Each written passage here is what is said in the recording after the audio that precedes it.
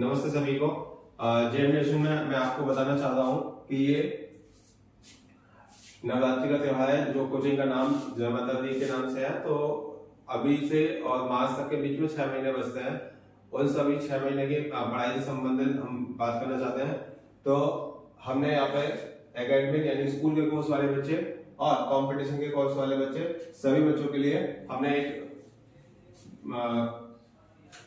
Batch बनाया है जिसमें 20 से लेकर के 25% तक का डिस्काउंट अवेलेबल है। जो सारी कंडीशन है मैं आपको बता दूंगा जब आप मिलने आएंगे।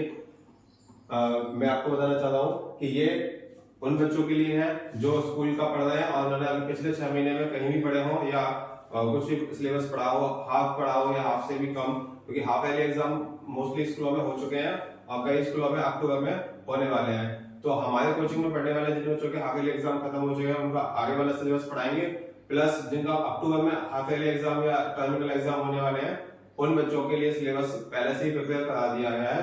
अब अक्टूबर से सिलेबस चलेगा कंपटीशन वाला और स्कूल वाला भी।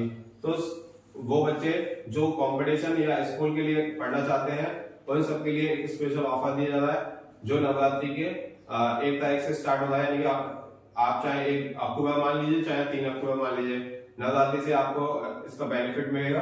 तो मैं डिटेल बताना चाहता हूँ जेएमडीएशन में अक्टूबर महीने में क्या काम होगा जो अब तक हो चुका है उसके आगे का। तो सबसे पहले अक्टूबर में मैथ को फुल्ली फिनिश कर दिया जाएगा जो उनका स्कूल लेवल पर है या एक एडवांस लेवल पे है। ठीक है, तो मतलब स्टैंडर्ड जो बुकें हैं वो सारी फिनिश कर दी जाएंगी। साइंस को 70% तक सिलेबस को अक्टूबर मंथ में कंप्लीट कर दिया जाएगा। उर्दू सिलेबस का 60% यहाँ साफ दिख नहीं रहा होगा तो मैं आपको एक मेंशन कर दे रहा हूं कि ये 60% तक सिलेबस को फिनिश कर दिया जाएगा, जिसमें रीडिंग और उर्दू की 2 बुकें हैं, जैसे उर्दू की एनसीईआरटी, ठीक है, और उर्दू की ग्रामर।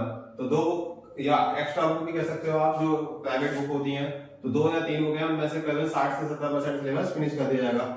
इंग्लिश ग्रामर जो मोस्टली आती है एग्जाम में, ठीक है, उसके साथ साथ एनसीईआरटी की सभी सब्जेक्ट में आती है, तो मैथ हो, साइंस हो, इंग्लिश हो, तो वो सिलेबस को 60 से 70% तक सिलेबस फिनिश कर दिया जाएगा। ये मिनिमम लिखा का है, एक्स्ट्रा जितना हो सकेगा वो कर दिया जाएगा। मतलब ये वो सिलेबस है जो कंपटीशन में कंफर्म आएगा और स्कूलों में एग्जाम में आया है या नहीं आया है उससे कोई लेना देना नहीं है।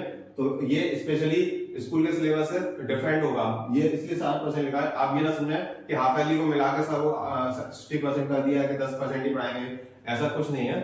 ये ग्रामर है कंपटीशन वाले लेवल पे की बात चल रही है और स्कूल के बच्चे भी इसमें पढ़ते हैं और पढ़ते रहेंगे।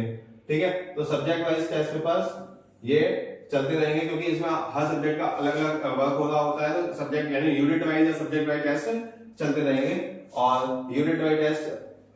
इसी के साथ मैं आपको बताना चाह रहा हूँ कि नवंबर मंथ में जो एडवांस लेवल पे जो आती है, ओलंपियाड है, आपकी आरएस सर्कल वाले, एस चांद है, यानी जो भी मार्केट में अवेलेबल बढ़िया बुक है उन सबके एडवांस लेवल पे सिलेबस को फिनिश कर दिया जाएगा नवंबर मंथ में। ये आपका इंग्लिश ग्रामर, यानी कि जो इंग्लिश ग्रामर सिर्फ एक बार लिख दिया, बार-बार लिखने से क्या फायदा कि एनसीईआरटी बुक को इंक्लूड करके बताया जा रहा है। लगभग 80% का सिलेबस फिनिश हो जाएगा नवंबर मंथ में। उर्दू का लगभग 80% तक हम फिनिश कर देंगे। जो भी रह जाएगा उसके साथ साथ जो पिछला है जो अब तक अक्टूबर या अक्टूबर से पहले महीनों में पढ़ाया गया है उन सबका रिवीजन चलेगा। सब्जेक्ट वाइज टेस्ट पेपर चलेंगे, यूनिट वाइज टेस्ट चलते रहेंगे। ठीक है, मैं आपको डिटेल में बता दूं, आपके मंथली टेस्ट होते हैं, यूनिट वाइज टेस्ट होते हैं और एक कंबाइंड मॉक टेस्ट भी होता है। तो उन सबके बारे में डिटेल बता दिया। यहाँ मैथ का रिवीजन चलेगा और उसके साथ साथ उसके टेस्ट पेपर के अकॉर्डिंग उसकी प्रैक्टिस होती रहेगी। इंग्लिश को फिनिश कर दिया जाएगा। 3 बुक्स का मतलब यही है, एनसीईआरटी एक कॉम्पिटिशन बुक और एक ग्रामर बुक। ठीक है, वो भी एडवांस लेवल की। ठीक है, और साइंस को फिनिश कर दिया जाएगा, उर्दू को फिनिश कर दिया जाएगा, मॉक टेस्ट। आप ये सोच रहे होंगे कि दिसंबर हो गया, हिंदी को नहीं पढ़ाया था मैंने, तो मैं एक बात और बता दूं कि ये हिंदी के लिए हमने स्पेशली जनवरी का महीना इसलिए चुना है क्योंकि उस समय लगभग हर स्कूल की छुट्टियां होती हैं।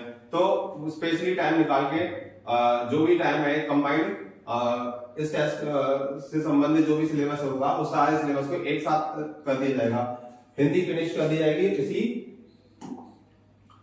इसी मंथ में, जनवरी में, मतलब स्टार्ट भी होगी और फिनिश भी होगी। इसका अर्थ ये नहीं है कि हिंदी को कम समय दिया जाए, इसका अर्थ ये है कि हिंदी को एक अच्छा समय देकर के, और एक हर बच्चे लगभग जल्दी याद कर लेते हैं हिंदी, क्योंकि हमारी मातृभाषा है और हम लोग हिंदी भाषी क्षेत्र में रहते हैं, तो हिंदी जल्दी से कवर हो जाती है, इसलिए थोड़ा सा कम समय दिया जाता है। लेकिन ऐसा नहीं है कि हिंदी के लिए प्रायोरिटी नहीं दिया गया या हिंदी के लिए कोई वैल्यू नहीं है।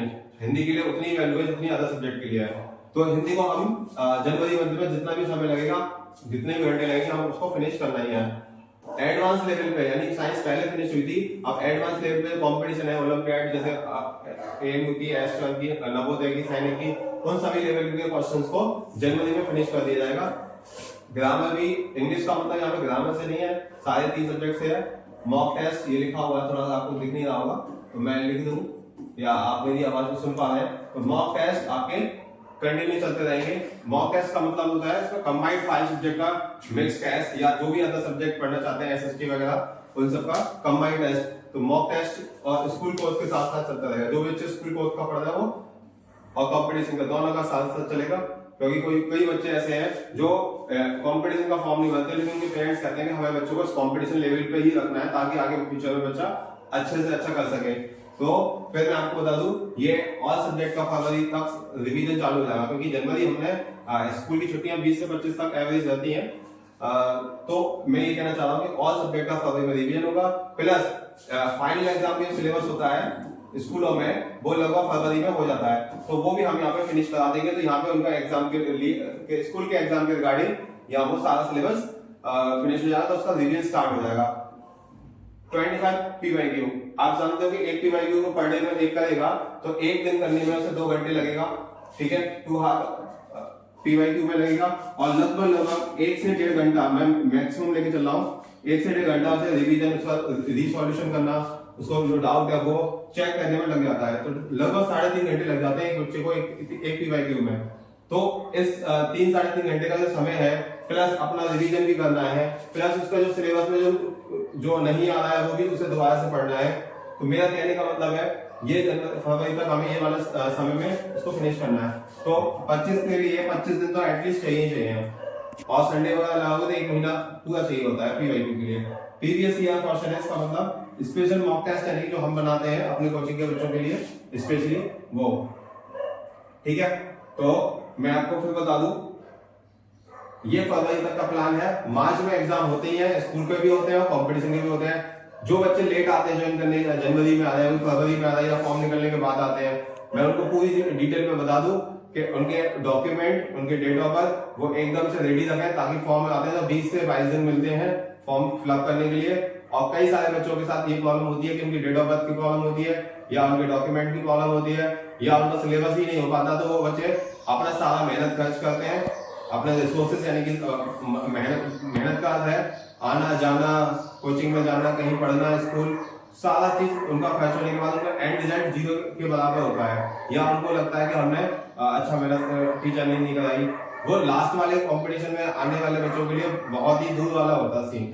दूर का मतलब है वो कंपटीशन में बहुत पीछे होते हैं। तो कंपटीशन में 10,000 11,000 बच्चे तो क्लास 6 में ही आते हैं, और एमयू जैसे या अदर कोई कंपटीशन में देख लो, एक जिले के अगर नवोदय का एग्जाम दे रहा है तो बच्चा वहां 3,500-4,000 के बीच में बच्चे अप्लाई करते हैं।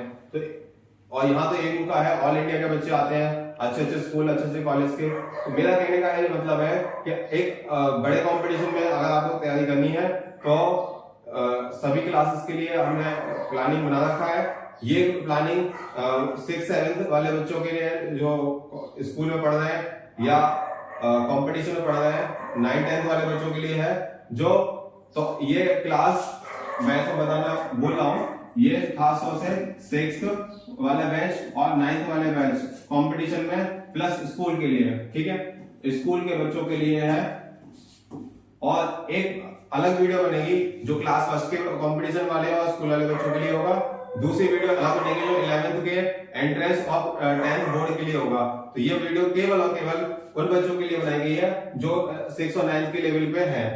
10th वाले बच्चे हैं उनके लिए सेपरेट रहेगा। तो फिर मैं बताना चाहूँ कि एक स्कॉलरशिप टेस्ट ऑर्गेनाइज चल रहा है। आज 29 सितंबर है, 2 अक्टूबर है और 6 अक्टूबर, ये संडे वाला दिन है, ये संडे है दोनों, ठीक है। और ये सरकारी छुट्टी है 2 अक्टूबर को गांधी जयंती है।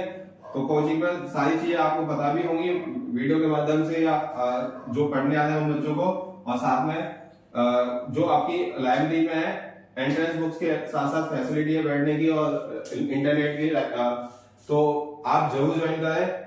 आपको गारंटी मिलती है कोचिंग में यहाँ पे 100% टीचिंग की कि आपको जो बच्चा पेपर देने जाएगा वो सारा के सारा यहाँ से पढ़ाया जाएगा, वो पूरा के पूरा पेपर में आएगा। 1-2 क्वेश्चन की तो आप नहीं कह रहे कि हम ये दावा ठोक दें कि 100% क्वेश्चन मैच करेंगे तो क्लेम करेंगे यूनिवर्सिटी वाले कि आपने पेपर आउट कर दिया या XYZ। लेकिन हम बता देते हैं रैंक 1 लास्ट सेशन यानी कि 2024 में हमारे यहाँ से आई है, तो पूरा पेपर हमने तैयार कराया था, पूरा पढ़ाया हुआ सिलेबस और बच्चों का भी पढ़ाया हुआ सिलेबस पूरा आया। कई सारे बच्चों का एडमिशन हुआ है और अब आपकी बारी है, आपको अपनी मेहनत तन मन धन से करनी है। तो जो भी बच्चा अगर ज्वाइन करना चाह रहे हैं या अपने बैच को अपग्रेड करना चाह रहे हैं तो जरूर संपर्क करें। धन्यवाद।